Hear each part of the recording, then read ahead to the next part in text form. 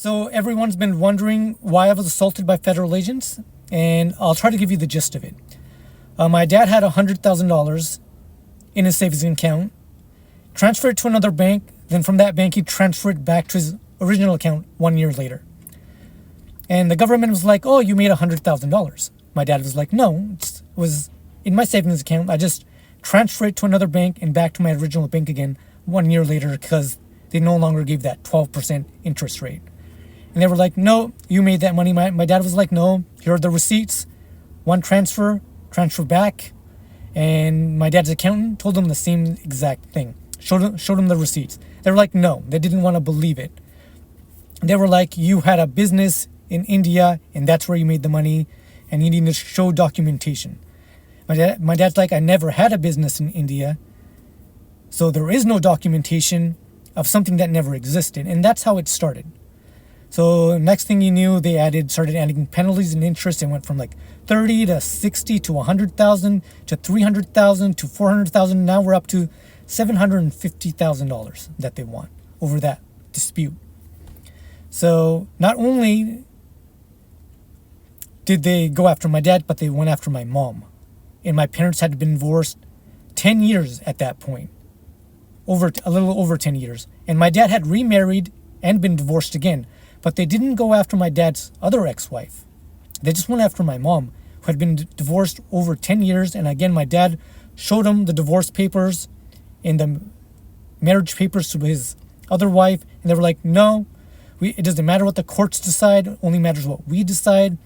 And we decided that your original marriage is still, he's still married to her, even though they've been divorced and he's been remarried, etc., etc.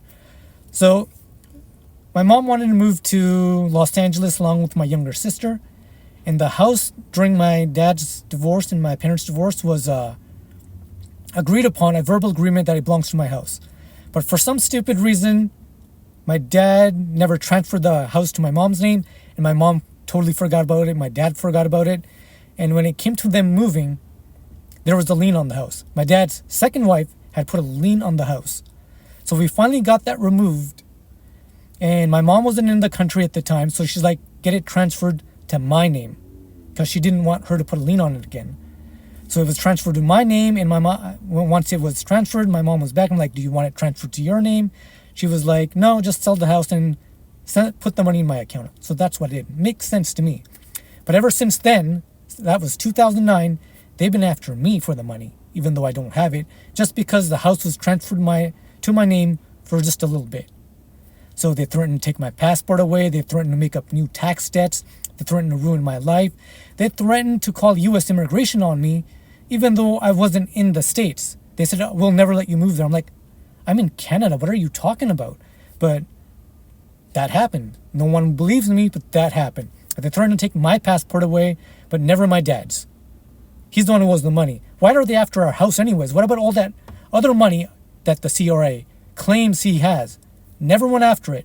Never went after my dad, but they were after me from the get-go. Only because the house was transferred to my name. So that makes me believe they know there was no other money ever that existed out there. They knew that only our house was the only money we had. And that $100,000, they never went after that either. They claim he made it, but they never went after his bank accounts, my dad's. So that's how it started. So in 2018, I was in the States visiting my mom, and I had no bank accounts, I had no job, I had no assets. So they assumed I was living in the States and all my assets were down here, but I had nothing. I didn't have any bank accounts in Canada or the United States. And that's why they sent the IRS after me. And I guess that's when they found out I don't have anything. So I guess they were pissed off, and that's when I was assaulted. I'm assuming by Canada revenue agents, but the IRS is involved at this point too. So I wasn't sure which one. I'm pretty sure it's the Canada Revenue Agency with the help of the IRS. I guess they were just pissed off. They assaulted me, told me to start making payments on my dad's debts, which I won't because I don't owe any money. He claims he doesn't owe any money. So yeah, they pretty much threatened me again, beat me, and they said, or else. I'm still waiting for that or else after that, but The reason my dad never took him to court is because he just can't afford it. He's a handyman. He's a carpenter. We can't afford millions of dollars to fight the Canadian government, and that's what it takes. It takes millions of dollars to fight the CRA or the Canada Revenue Agency or even, the IRS. So that's where I am now. I've reported it to the LAPD. They tell me to go report it to the FBI. The FBI tells me to go report it to the LAPD. The LAPD tells me to go report it to the RCMP.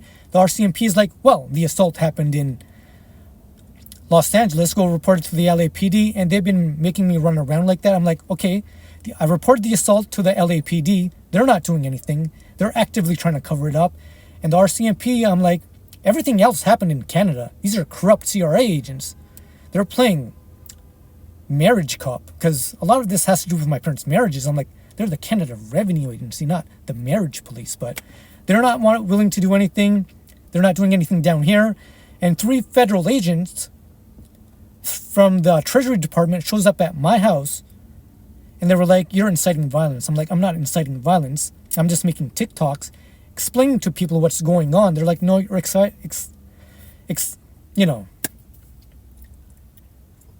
not inciting violence. One bit. Never have. All I said was I will defend myself, which I have a right to do. But they didn't like that. They pretty much told me to stop making TikToks. I won't stop making TikToks until I get due process. That's all I want. Due process and a fair trial. I want a lawyer appointed to me.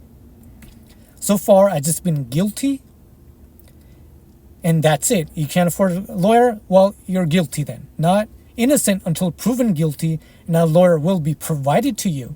No, you're just guilty because you don't have the money to fight back. No, I don't have the money to fight back. So that's the gist of it.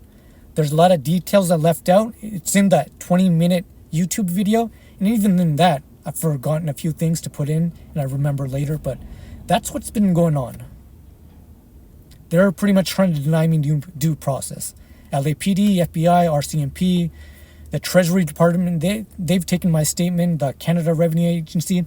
None of them want to actually take any of us to court. This has been going on in 20 years now. 20 years. Not once have they taken us to court. They don't want to because they know they will lose, because they're completely out of control. But yeah, that's why I was assaulted. They're trying to intimidate me into, acknowledging that debt, which I'll never do. I'm sure that's a crime in itself right there, trying to intimidate someone into acknowledging a crime they never committed, or a debt that they never had.